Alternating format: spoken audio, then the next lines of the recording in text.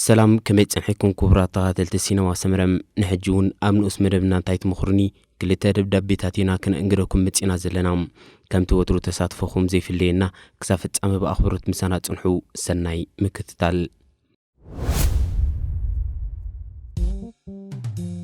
سينما سمري سمري كابيزي رابيزي حينا للنار فلتت حبوز دستا سحاب سنيت رفتا نفسد النهار سينما سمري عب سينما سمري قطعو مزنك نوري وعاما كوميدي دراما ملالا وزاتا سبورت فيلمي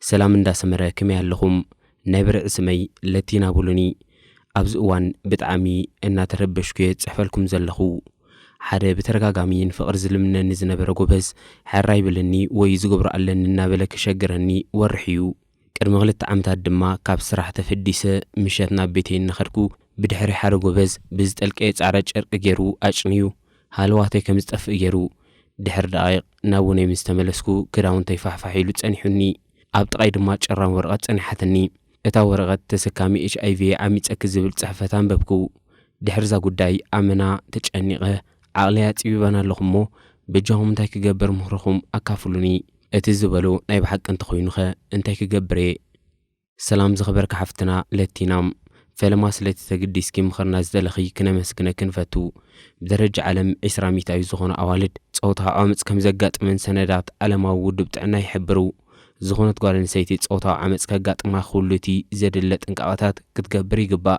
نصوتها عمص كمچ ካብ زغل ቦታታት ክትرحق يدلي كعمص زدنادن ود تبعታይ مزغاطماون قدم تفጻመ ዝረድኡ ሰባት ክሰምዕዋ ብዝኽእሉ ድምጺ ክትድህ ክትውጭጭ ወይ ውን ክትእዊ ኣገዳሲዩ ኩሉ ጌራ ነገራት ካብ ቁጥጥር ወጻእ ኮይኖም እቲ ዓመጽ እንተ ተፈጺሙ ግና ተቀላጢፋ ናብ ቀረብኣ ናብ ዝርከብ ሆስፒታል እንተኸይዳ ፍታሕ ክትረክብ ትኽእለሉ ኩነታት ኣሎ زخبرك حفتنا لتينا إذ قداي كاوردكي أمود ما تعماتي تسكامي HIV انتقينو أبز وان كاب تصروات أي بزخنا نجر إت فيروس ناوش سبنت نايتوغال انت أتيو إت فيروس نا كل أكالكيك نمزرقحو زوسد PEP استبها لمرهاني تسلزلو ناب هوسبيتال بوت اتمغار كليكيو إذ مرهاني تزي بزحات مس HIV زنبر سواتون زوستو ARV كوينو إتا تصوتها عمل زقات ما قال نسيت جنا أوش 24 ساعات كتجمر زلوا أخوينو نقال ورح زخون كتقصلو يدليا سلازي كابزا قات يمكزول الشجر كدحنن حفشة وكنتات كختفلتن ناب حكمنا بهوت مغاد كليكيو قدايت عنا مسرا قاس كدما قام فتيمو صور سب سلازي إلا بحق اخترها خبلو نتبق 4 كترطريو ويو على يوتيوب ليسب مرمرا كتغربيو ألكي بدحرزي بزوري ركزولو كيتسانا خلكي هيواتك بحاقوس كتمرحي إنان اللابو كيم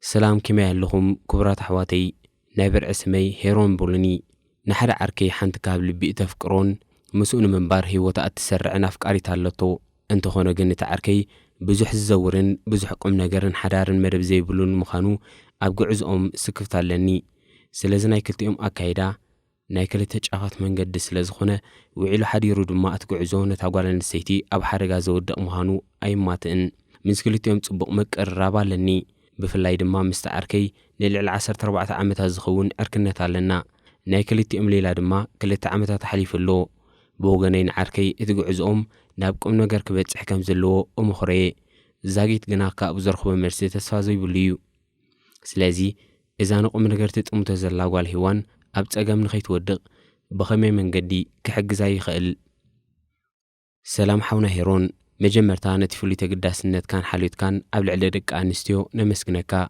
بمقتل إذا العلكاز اللي خزعبا زيارة مس حلنان سنة مقبارن سلزخيد حلنان سنة مقبارن زي بلسب حاوخا يخون بيت السبكا عركخا يخون فتاويخا بزي قدس نز أتقيافي سرحنا سرحة أم عريخا متأمات كونو عيكونن انتاي رأنا تحيزو زلو بحرين مقيار أقدم كاتردو تمعدو تمخرو كابتو قنع مسمر وطيو خير انتولوغن يعيلكا كام مرحق اتقدماي سقوم تخون اللو ብዓቢኡ ኸዓ ብዋጋ ናይ ካልኦት ሰባት ይጻወት ስለ ዘሎ ክትገርፎ ጥራይ ዘይኮነ ነታ ኣብ ዝተፈላለየ ሽግራት ክትወድቕ ትኽእል ሰብ ክተሓርጋ ሓላፍነት ምውሳድ እዩ።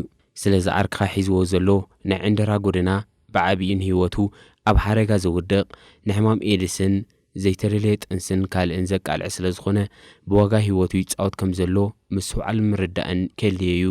ኩሉ ሒዝዎ ዘሎ መንገዲ ጉጉይን ንነብሰ ጥፍኣት ዘቃልዕን ምዃኑ ከስተውዕለሉ ከም ዘለዎ ክትመኽሮን ከተረድኦን ኣለካ።